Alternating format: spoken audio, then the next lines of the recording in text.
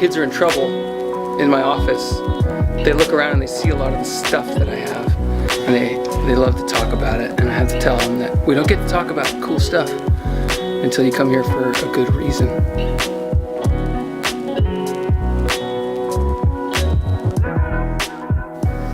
What I want to talk about today is how to get your kids out of a proving mindset, and it matters. It matters a lot. This might be the most important video I've made so far, because if you can't get them out of that proving mindset, that kind of needy, impulsive, attention-seeking way of working, and as they grow up, they shift into what I call a power struggling mindset, where they're struggling with themselves and they're struggling with others. They're comparing themselves constantly.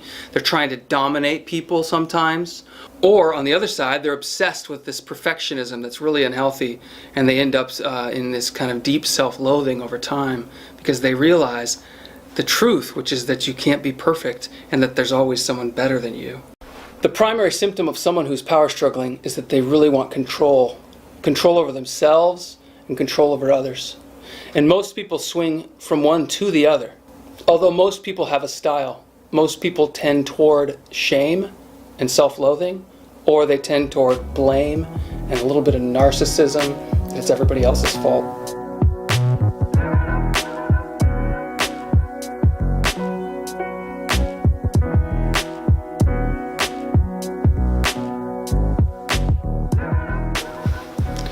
My son was struggling the other day with math. He wasn't struggling just with the math. He was struggling with the sense of whether he was good at it or not. My encouragement to him is the same that I want to give to you, and that is not to focus on the perfect me. What I want to teach my kids is to find purpose instead of proving. And the first thing we're going to do with that is we're going to throw some thoughts away, some really negative ones, 2 in particular. Everybody has inside of them this vision of themselves if only everything went right. But of course, nothing ever goes right. And so, of course, you're never the perfect you. So what I want to teach my sons is how to throw that thought, that ideal, away.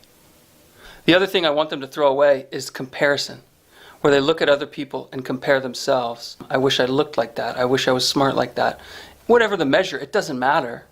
As soon as you start comparing yourself to others, then all the efforts you give are poisoned by the fact that you'll never reach the goal you're attaining. So one of the ways that we teach kids to throw away thoughts is with mottos. Mottos like comparison is the stealer of joy. It's my wife's motto. My kids could tell you. Sometimes I get it mixed up. Another one is simple, like letting go of the perfect me.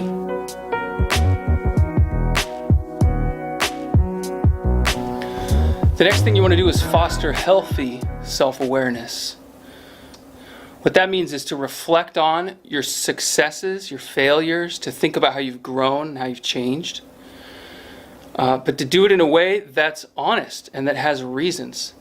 So some kids, if you say, how did you do on that? They'll always say, I did great. And that's because the grown-ups always tell them they did great. But they don't have any reasons why they did. And they don't necessarily actually think they did. They just are randomly overconfident. So the best thing you can do to help them is to ask them, how did that go? And why do you think so? What are the reasons? What is your evidence? I had a kid here in the office the other day, and he kept coming out and talking to the secretary saying, what time is it? And when do I get to go to lunch? And they would tell him to quit interrupting and go back and sit down because he was in trouble. And I think the 3rd time he came out, I pulled him aside into my office and I said, what's going to happen when you ask that question again? And he said, they're going to tell me to be quiet and sit back down. And I said, what do you think you should do? He said, I should go sit back down. And so he did. The second thing you want to do is help him make a plan. Help him predict what's going to happen. Especially think about what's going to happen with relationships and how they could be more healthy or how they could be sabotaged by your choices.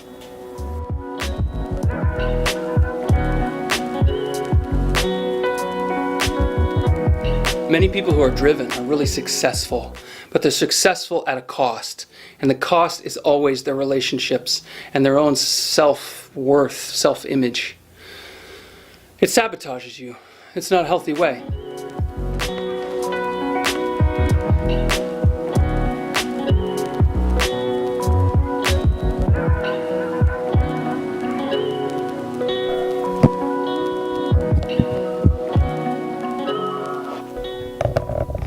So the last thing, and I've been thinking about this all summer. I set out at the beginning of the summer with a bunch of goals. I wanted to run faster, I wanted to read more books, I wanted to lose weight, all the goals that people generally have. I don't know, maybe they're just goals I have. I tried to be really specific with my goals, and it didn't really help. And what I realized is that I was chasing after wishing I was someone I wasn't, wishing I was the better me, the perfect me. And the reality is, just like you want to change your kids' minds, you need to change your own mindset too. So I've decided to turn away from goals and chase after habits instead. I'm going to teach my kids to ask the question, what do I want to do? Rather than, who do I want to be?